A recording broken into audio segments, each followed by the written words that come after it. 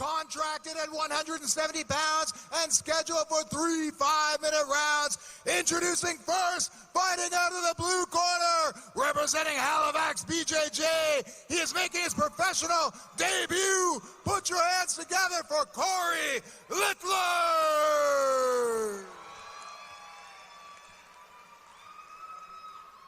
And in the red corner, representing Abhaya Martial Arts in Wolfville, Nova Scotia, he has a 1-3 record as a professional. This is Ryan Potter. The referee will now call both fighters to the center of the mat and give them instructions. All right, fellas, it's a professional bout. Protect yourselves at all times. Obey my commands at all times. Good luck to both of you. If you want to touch now, go ahead. Corey Littler in the blue, Ryan Potter in the red. A rematch from the amateurs, but it's under the pro rules now.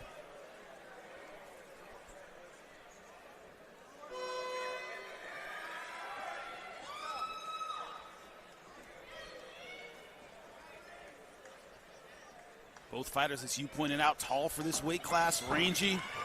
And there's Littler from the distance right away, and I think that's definitely part of the game plan, Jimmy. Easy double leg early in the first round. It's the best time to get your grappling game going. Neither guy is sweaty. And Littler, I understand, is a very solid blue belt, Jimmy, so I'm interested to see if he's going to be able to implement a ground-based attack here. And Ryan Potter, though, first win against Corey Littler was by triangle, very long legs. Usually that's a triangle fighter's build. Very true. I know. Yeah, Littler's struggling here to get some distance here. He's really being broken down posture-wise. And the problem is he needs to posture up, get his head off the chest. And speak of the triangle. Yep. Potter threatening with one already. But you have to wonder how long Corey Littler's been working on that triangle defense, good positioning. Doesn't want to get caught in the same thing twice. I would suspect so. Littler's trying to do a good job getting inside control, which is the key to preventing the triangle. But Potter's wrist control, that's a bad start. Oh, it is. There it is. It is. Right into the triangle again. Potter's got to break his posture here if he wants to finish this triangle. Littler's doing a good job. Got to keep that arm across. He's got the long, we're seeing some pressure on the hip there by Littler. Switching to the omoplata. Yes. I think Potter should try to spin. And I'd say Littler's out. He is. And it's back to the drawing board for Ryan Potter, but excellent offense with his legs. He showed the triangle still dangerous. A great threat by Potter, yes. Littler really isn't establishing any posture and any attacks here. So I think he really needs to start to do that, Jimmy, if he wants to have a believable threat from the top. Yeah, so far really on the defensive. Able to get out of the triangle of the omoplata, but as you pointed out, so far no offense of his own. No, Potter's playing kind of a shin guard here, looking maybe to come up on top with an underhook from the half guard position. Oh, there Littler goes with the elbow. He's starting to get the ground and pound going. I think that'll prove well to him. There's a little bit of blood on the mat. Who's cut from here? I know Potter was heavy with those elbows early from the bottom. Now Littler thinking guillotine. Yeah. Now Potter looking to come up on top. Attacking the single leg. Good hips so far by Corey Littler. Oh, we might have a Darce attack here, or guillotine. He's got the guillotine. Will he commit to it? He is. Potter really needs to slam and turn and get his head out of here. Oh, and I think he has. Almost in full side control. Stuck in half guard, but yeah, hard to finish the guillotine from there. It is, it is.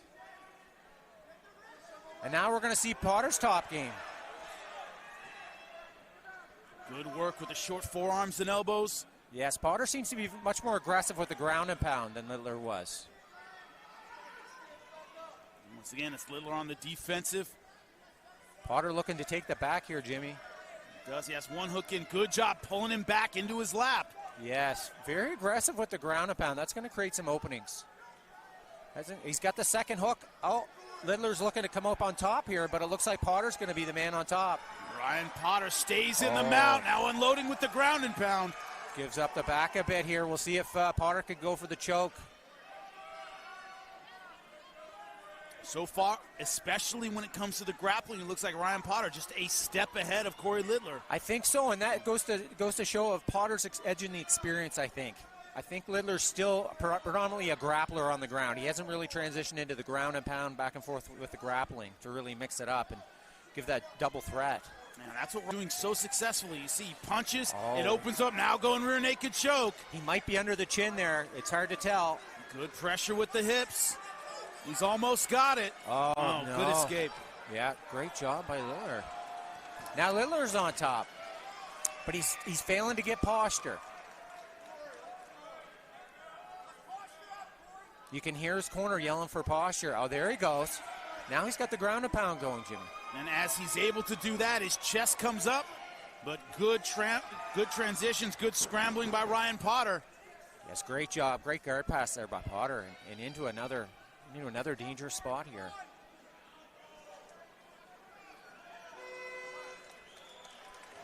Well, a strong round for Potter. Very strong round for Potter. He ends round one on top. And Corey Littler has to be thinking, I'm falling for the same submissions that caught me in the first fight. Yes, I think his corner, you're going to see his corner really focus on getting that posture and beginning to add the ground and pound to his ground attacks. You know, it takes quite a while when you're transitioning over from jiu-jitsu to MMA to really be able to add that facet to your game. Great round, though. Lots of action. What you always look for in a rematch or any fight in general is every fighter has an offensive plan. It's who gets that plan going and what's working. And right now, the offensive plan of Ryan Potter, which appears to be ground-based, is working. We haven't seen Corey Littler, good takedown, but we haven't seen that offensive game plan of, okay, he's going to take down in order to do this. Haven't seen that yet. Haven't seen that second step. I have to agree with you. Potter is imposing his game. We'll see if Littler can make the adjustments, though, between rounds. I was impressed by Littler's takedown. I think that was the right, close the distance and look for the takedown early.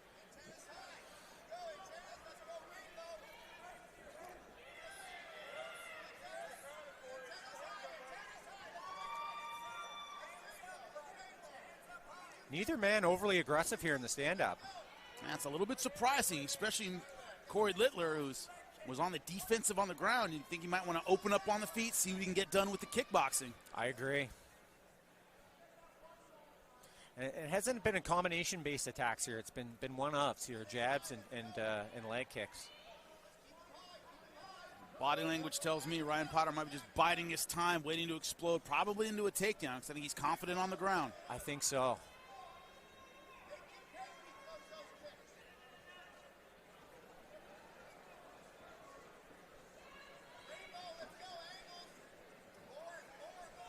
I think Potter's. Sorry. Oh, nice right hand. I think Potter's looking to troll the center of the octagon here. He is definitely in the center of the cage and moving forward off the right hand.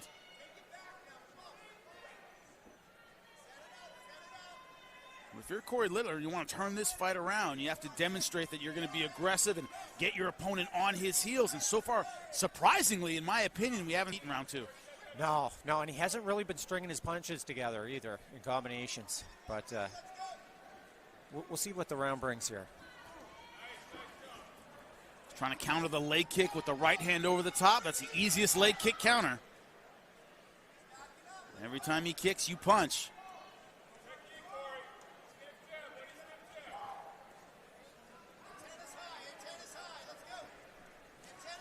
Both fighters favoring the jab right now. Oh. And just to spite you, they come in with the right hand. That happens all the time. That's just maybe they can hear my coaching from the commentary booth here.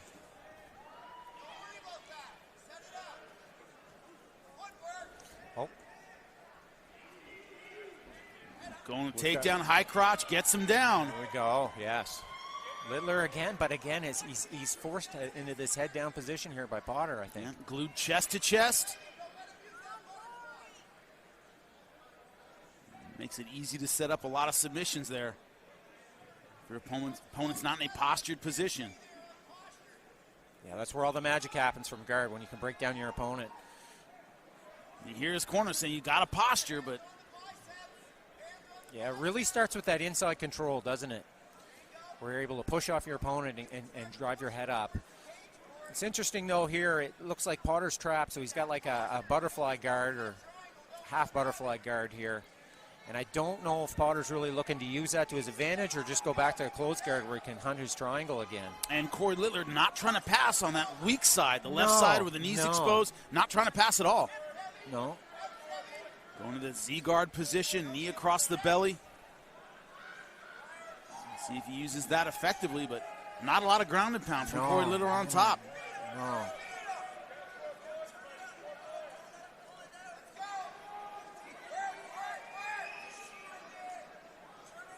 I'm not sure what Potter's looking to do here. I know he's using some elbows here, and he does have a shin across in that Z guard. He does have that underhook. He may look to come up, but no. Littler took the underhook back. And I would say neither guy up to this point has really put their stamp on this second round either. No. Both of them come out hard in the first round, and maybe they're trying to get their second win right now. Now going aggressively for the pass, able to get around the legs. And Potter could be in some trouble here, in a turtle position here, eating some shots. Short, controlled punches are accurate to the side of the head, not overcommitting. So far, smart stuff by Corey Littler.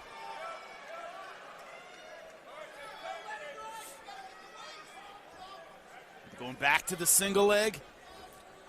Yeah, Littler has been relentless on the takedowns. Really want to be on top. Nice series of knees by Potter. He's kind of getting Littler turtling up a bit. And he does. He has him backed into the cage. Oh, Littler answers with a good hook. And now they're deciding to mix it up. Good right hand by Littler. Only 10 seconds left in a close round. Who's going to unload?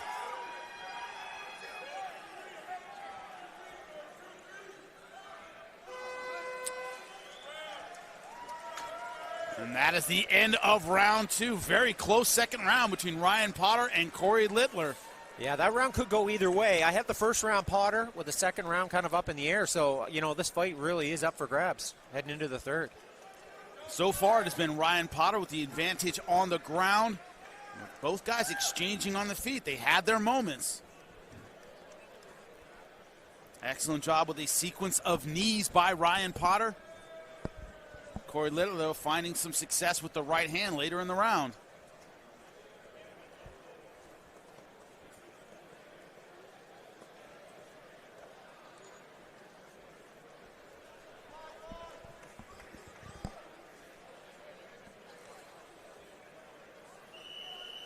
Both corners are saying if they're smart, close round, close fight, close second round, got to give it all in this final round if you want to win. Yep. I agree. It's whoever wants it at this point. Both fighters appear to be quite fatigued. So it could be an opening here.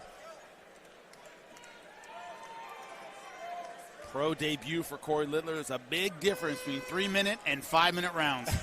He's finding that out right now. Yeah.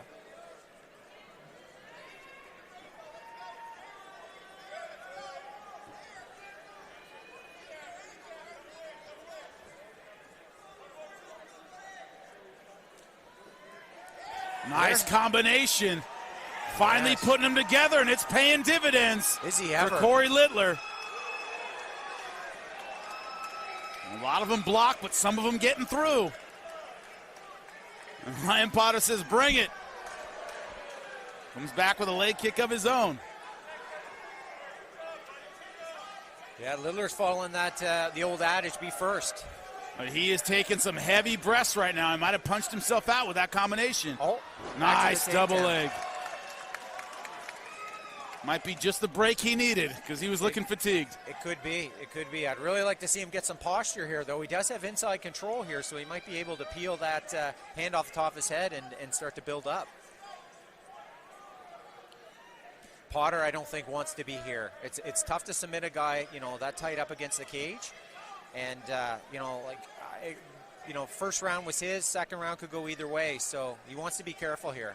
Are you surprised he's committing to this closed guard? Isn't going inside, trying to get some space, do something a little different if he doesn't want to be there? I am. I'd like to see him put his foot on his hips and try and get up here, but maybe he knows something I don't. He's got a lot of faith in that triangle, maybe. Good rule of thumb, closed guard, high up. You're looking for submissions. Lower guard, open guard, you're either trying to scramble or get some sweeps. And so far, It's been a submission guard. It has been. Been very threatening in the first round, but maybe not so much in the second here. And I'd like to see him more threatening in the third. He's very content to throw that elbow from the bottom. The problem is, so far, I think he's behind in the round. Short shots with the elbow from the bottom aren't going to get him the round back. He's got to use that to set up some submissions, maybe set up a scramble. And so far, his hips aren't committed to that. No, and he is kind of stuck against the side of the cage, too, which will limit his attacks.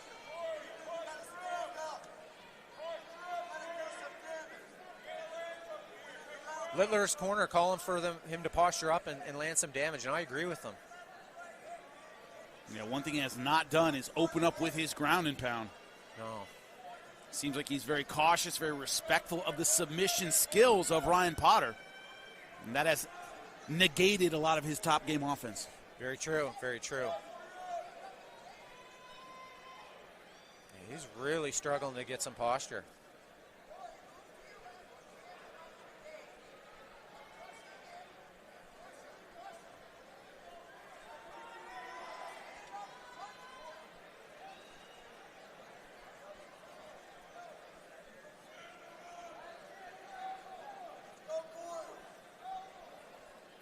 Question is, how long is the referee going to allow this to continue? I don't see Corey a whole lot. Looks like he's trying to rest and get his energy back. Yeah, it's very true, and it's almost impossible to submit somebody when you're chest to chest in the closed guard like that. So.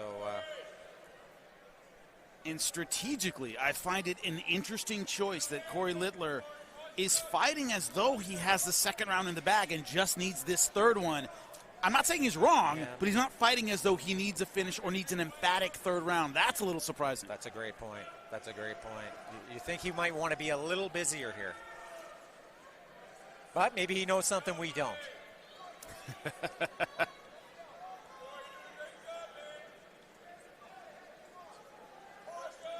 And on the flip side, Ryan Potter not really committing to a scramble, no desperation moves, not necessarily giving up bad position, but not opening this guard, not trying anything that might get him out of this position. Yeah, that's true, and I got to think he's losing this round. Being on the bottom position, there's not a lot of damage being landed either way, but it never looks good in the eyes of the judges when you're on your back. No. Unless you're really threatening, and I... That we certainly haven't seen. But another thing, Corey Littler, good combinations in the beginning, good double leg takedown to get here. Yeah. I think he started out ahead, and if you're Ryan Potter, you need to catch up. You need to do something dramatic to kind of to bridge that gap, and he hasn't done that yet. I'm in agreement with you.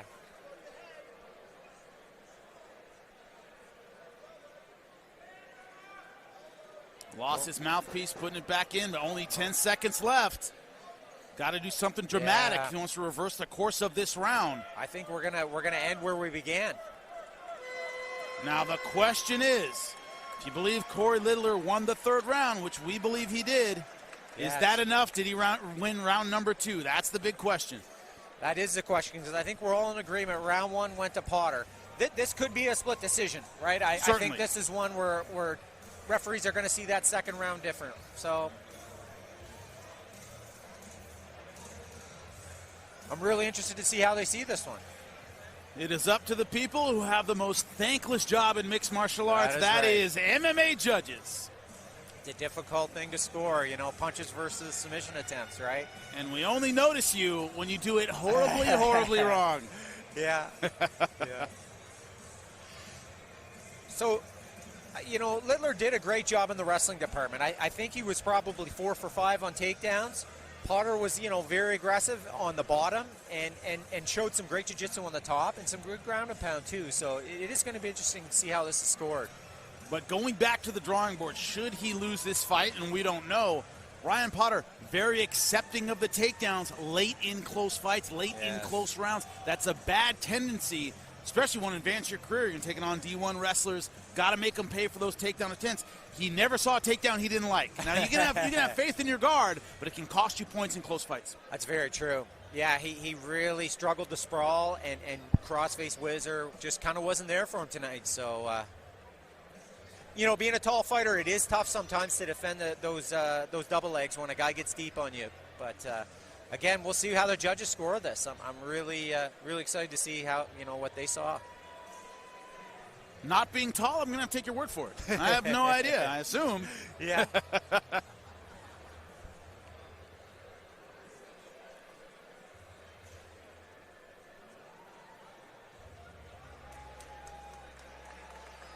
We are tallying it up now. Craig Ferguson awaiting for the totals from the judges to end all suspense. So far, in my opinion, tonight, the judging has been good. I think the right fighter has won every time. I agree. We will see, but I don't know if there would be any bad decisions. This was a close fight. No, this is a close fight. I wouldn't want to be in the judge's chair. I'd much rather be in the commentary chair with you right now than the judge's chair. Don't you know in MMA there are only robberies? That's every decision's an outrage. There are no close fights. That's right. First thing you learn in MMA. Yeah. There are only obvious decisions and total robberies. Right. That's it. There is no middle ground. There's no middle ground. No middle ground at all. Just get on the internet and find out. This is a perfect example of some middle ground. But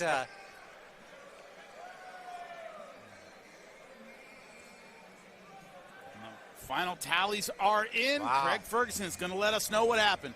Yeah.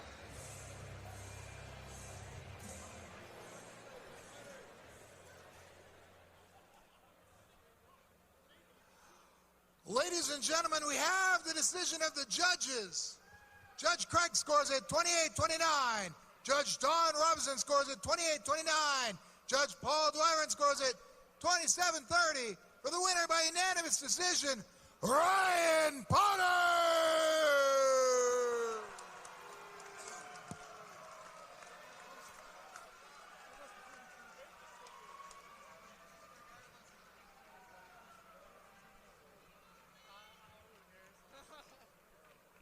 Ryan Potter, your winner tonight. Ryan, congratulations. 15 minutes, a long time to fight.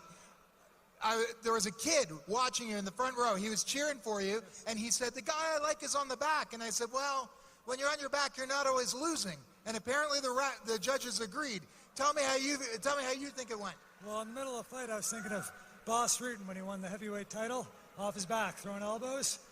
And I was having trouble getting back up. I think I broke my hand in the first. So you think you broke your hand in the first round? Yeah, I can't do anything with it right now. So how big an issue was fatigue through that second round? I really had to get mentally ready for that. That was tough work. I'd like to thank my team at Abhaya, John and everyone, for helping put me through the hell to make it through that. I'd like to thank my sponsors, Melissa Hutchinson, Sean Gonahan, my beautiful wife Melissa, all my friends from work, and everybody at Titans for helping me train for this fight. Cheers. Congratulations to Ryan Potter. Very hard-fought win. We'll be right back with more action here at Fight League Atlantic.